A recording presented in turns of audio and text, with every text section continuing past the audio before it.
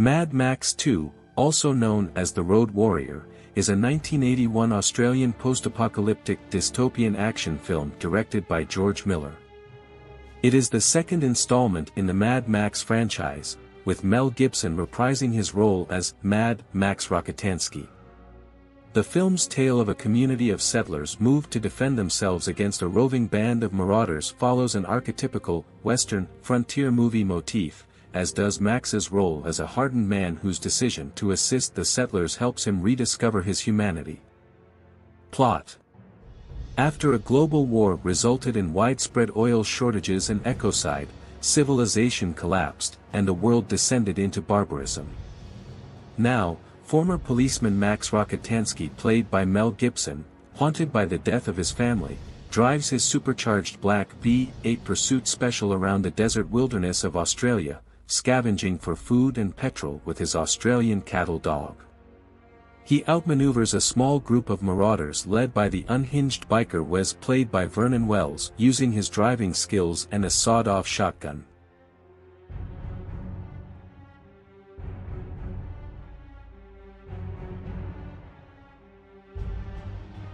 He steals some gasoline from the wrecked vehicles of one of his pursuers and inspects a wrecked semi-trailer and prime mover.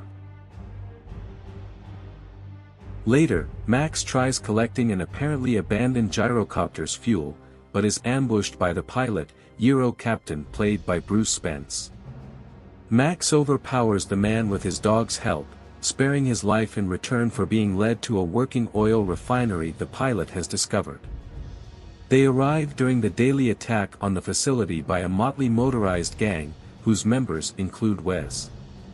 The next day, Max witnesses several cars leave the besieged compound and get chased down by marauders.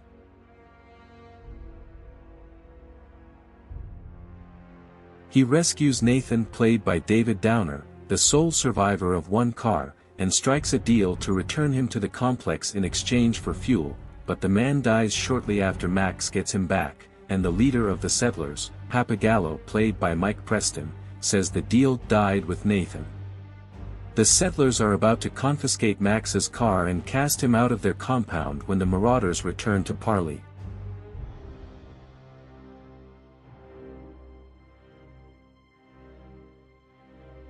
An 8-year boy, the feral kid played by Emil Minty, who lives in the refinery compound, kills Wes' partner with a metal boomerang, and Wes wants revenge, but the gang's leader, a muscular masked man called Lord Humongous, played by Kjell Nielsen, offers to spare the settlers' lives in exchange for their fuel supply and leaves for the day.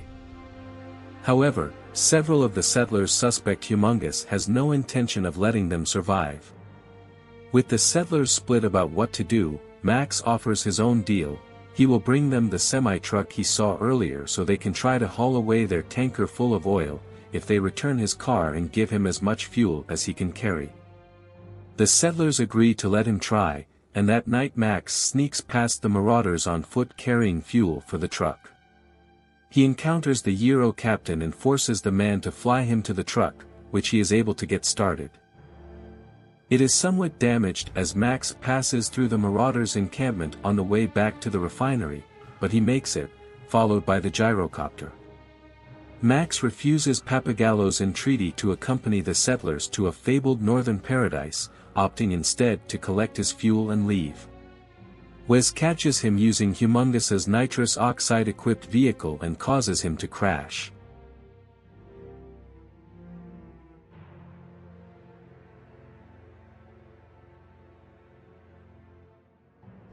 A marauder kills Max's dog and is about to kill the seriously injured Max when a marauder named Toadai, played by Max Phipps, attempts to siphon the fuel from the Pursuit Special's tanks, triggering the car to self-destruct. Left for dead, Max is rescued by the Euro Captain and returned to the compound. Despite his injuries, Max insists on driving the repaired truck during the escape. His support consists of the Euro Captain, Papagallo in a separate vehicle, 3 of the settlers on the outside of the armored tanker, and the feral kid, who jumps on the truck as it is leaving.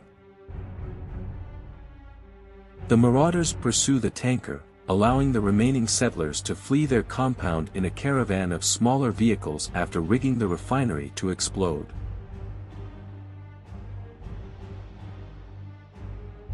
Pappagallo and the 3 settlers are killed and the Euro captain is shot down.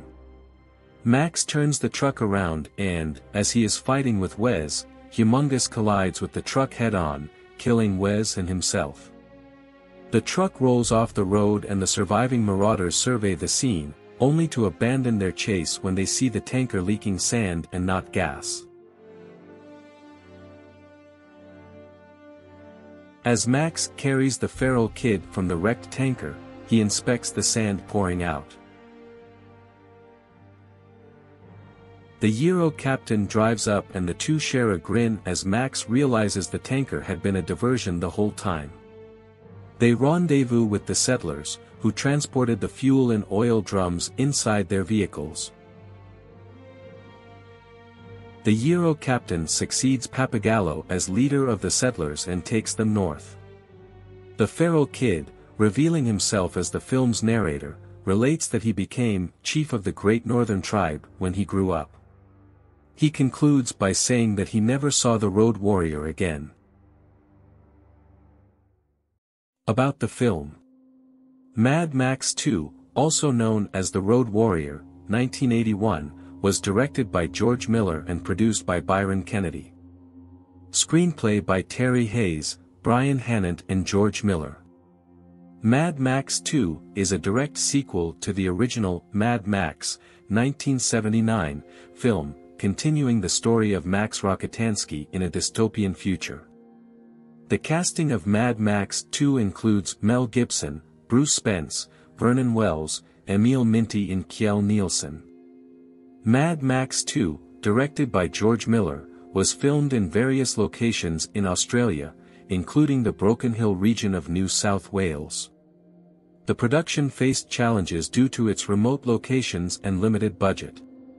Despite this, the film's innovative action sequences and post-apocalyptic setting became iconic.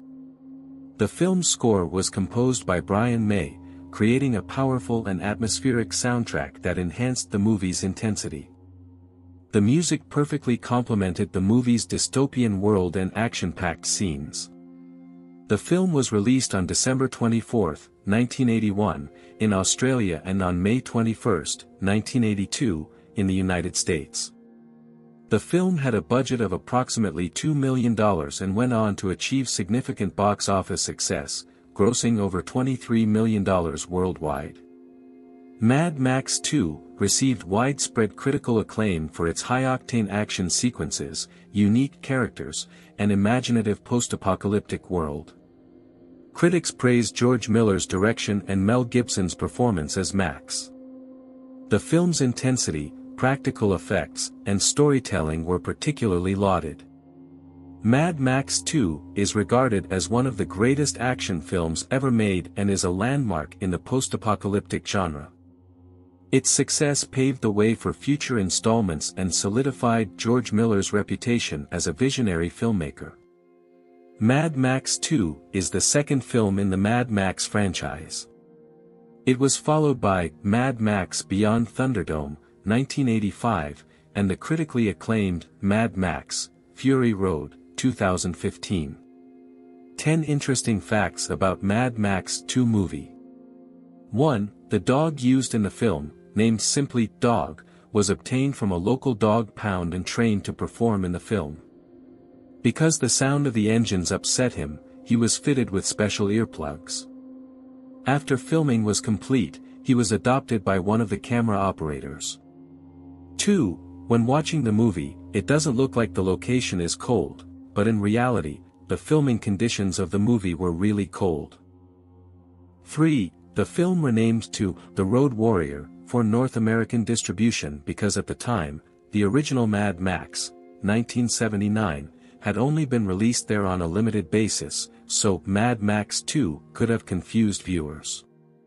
4. One of the spectacular stunts in the film, in which one of the motorcycle-riding raiders hits a car, flies off the bike, smashes his legs against the car, and cartwheels through the air towards the camera, was actually a genuine and nearly fatal accident.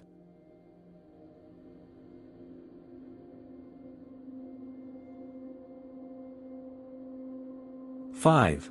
The tanker roll stunt at the end of the chase was deemed so dangerous that the stunt driver was not allowed to eat any food 12 hours before they shot, in the likely event that he could be rushed into surgery.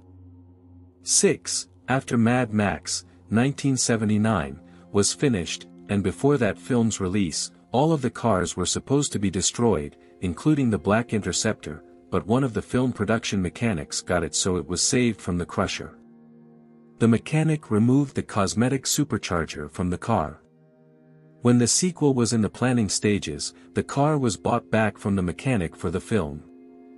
7. The logo on the tank truck is Seven Sisters Petroleum. The Seven Sisters was the collective name given to the oil companies that held a monopoly on the gasoline markets from the 40s to the 70s. 8. The film takes place 5 years after Mad Max, 1979, and 15 years before Mad Max, Beyond Thunderdome, 1985.